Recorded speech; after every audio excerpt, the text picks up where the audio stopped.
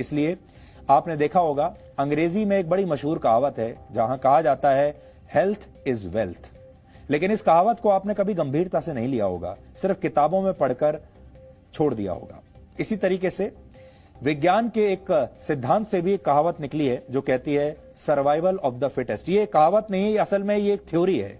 इस थ्योरी को कहते हैं सर्वाइवल ऑफ द फिटेस्ट। यह सिद्धांत मशहूर वैज्ञानिक चार्ल्स डार्विन ने दिया था, जिसके मुताबिक सिर्फ वही लोग जीवित रहते हैं या रहेंगे जो लगातार बदलते रहते हैं और जो सबसे फिट होते हैं। यानी इस दुनिया में पृथ्वी पर वही रहेगा जो सबसे फिट है। अब इन दोनों ही कहावतों को चरितार्थ करने का समय आ गया, इन दोनों थ्योरीज को। अब स्वास्थ्य आपकी सबसे बड़ी पूंजी है और अगर आप फिट हैं तभी आप नौकरी भी कर पाएंगे, तभी आप अंतर्राष्ट्रीय यात्राएं भी कर पाएंगे, वेकेशन पर भी जा पाएंगे और तभी आप अपने परिवार और समाज को बचा पाएंगे। यानी अब आपका सर्वाइवल इस बात पर निर्भर करेगा कि आप कितने फिट हैं, कितने स्वस्थ हैं। यानी अब स्वास्थ्य ही आपका पासपोर्ट होगा और स्वास्थ्य ही आपकी नई डिग्री होगा। सब कुछ आपके स्वास्थ्य के आसपास घूमेगा। सबसे पहले आप यह समझिए कि आपका स्वास्थ्य कैसे लॉकडाउन में बंद अर्थव्यवस्था के दरवाजे खोल सकता है। इस अर्थव्यवस्था का सीधा संबंध आपकी नौकरी से है, आपके व्यापार से है, आपकी जेब से है। आप कहां जाकर नौकरी करेंगे, कहां जाकर क्या काम करेंगे, आपका पूरा जीवन इस पर निर्भर करता है। और यह किस पर निर्भर करता है? अब यह निर्भर करेगा आपके फिटनेस लेवल पर, आपके स्वास्थ्य पर। क्योंकि दुनिया भर की सरकारें अब यह चाहती हैं कि अर्थव्यवस्थाओं को जल्द से जल्द खोल दिया जाए, लेकिन संक्रमण के डर की वजह से यह फैसला लेना आसान नहीं है किसी के लिए भी। अगर सरकारों ने जल्दबाजी की तो जिन लोगों को संक्रमण है वो दूसरे लोगों को बीमार कर सकते हैं और ऐसे में हालात काबू से बाहर हो जाएंगे और लॉकडाउन को और कई महीनों तक बढ़ाना पड़ सकता है। यह सबसे बड़ी चुनौती है। तो अब सवाल यह है कि आखिर क्या किया जाए। अगर आप सब कुछ बंद कर देंगे तो अर्थव्यवस्था नीचे बैठ जाएगी। फिलहाल वैज्ञानिक इसके 3 उपाय सुझा रहे हैं। पहला ये कि जब तक कोरोना वायरस की वैक्सीन ना बन जाए तब तक सभी लोगों को घरों में बंद रखा जाए।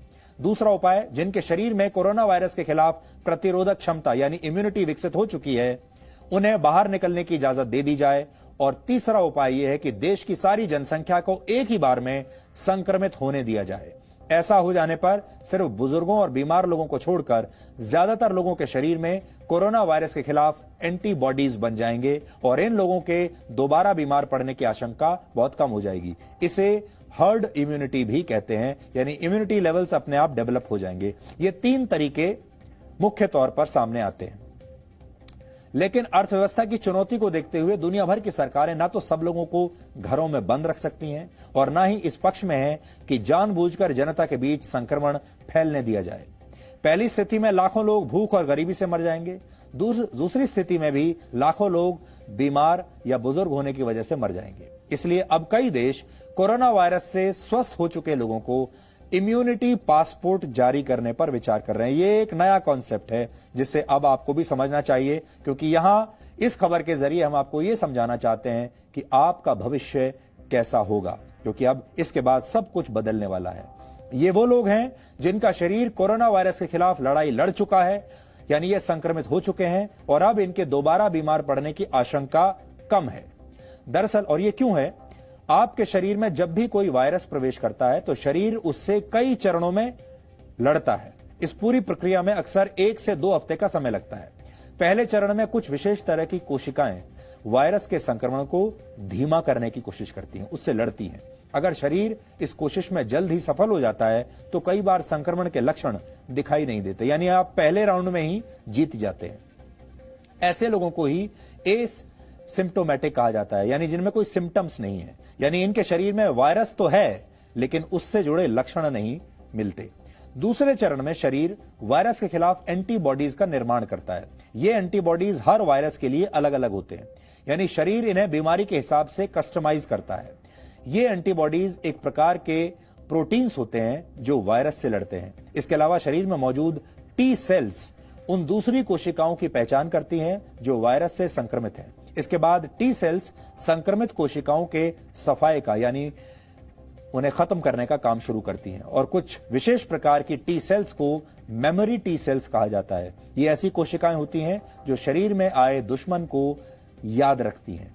और अगली बार जब कोई वायरस या बैक्टीरिया आपके शरीर पर हमला करता है तो ये कोशिकाएं सक्रिय हो जाती हैं और उनसे कैसे निपटा जाए वो फॉर्मूला इन्हें याद रहता है।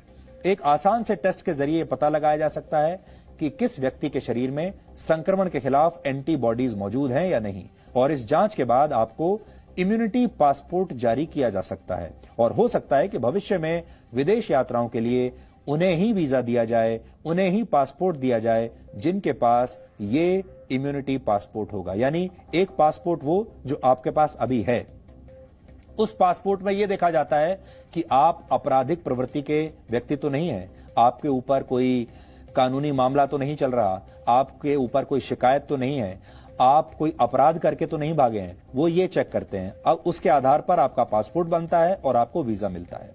पर भविष्य में आपको पासपोर्ट इस आधार पर मिलेगा कि आप कितने स्वस्थ हैं और आपके शरीर में कितनी एंटीबॉडीज हैं इस पर। इसलिए आपका पूरा की पूरा जीवन इसके बाद बदलने वाला है। फिलहाल आप जब किसी और देश में जाते हैं तो आपको वीजा की अलग अलग श्रेणियों में से किसी एक को चुनना होता है। अगर आप नौकरी करने के लिए किसी देश में जा रहे हैं तो आपको अलग प्रकार का वीजा दिया जाता है।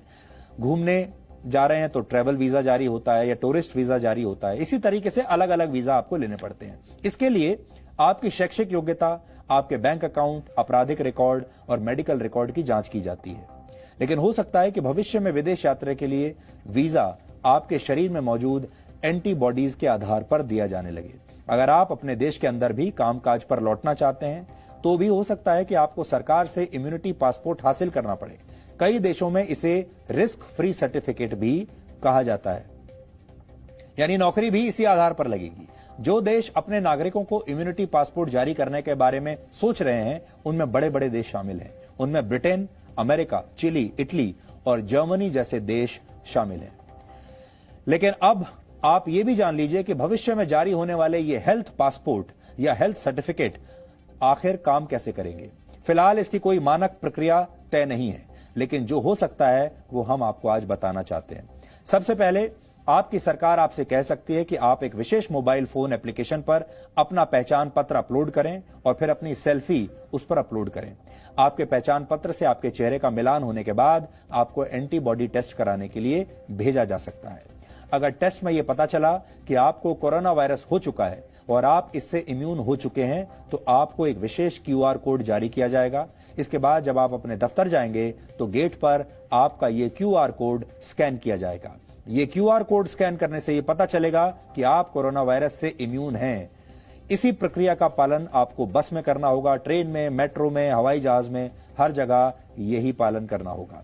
शॉपिंग मॉल्स, रेस्टोरेंट में, सिनेमा हॉल्स में भी आपका इम्यूनिटी सर्टिफिकेट देखकर ही आपको प्रवेश मिलेगा, क्योंकि दूसरों की सुरक्षा का सवाल है।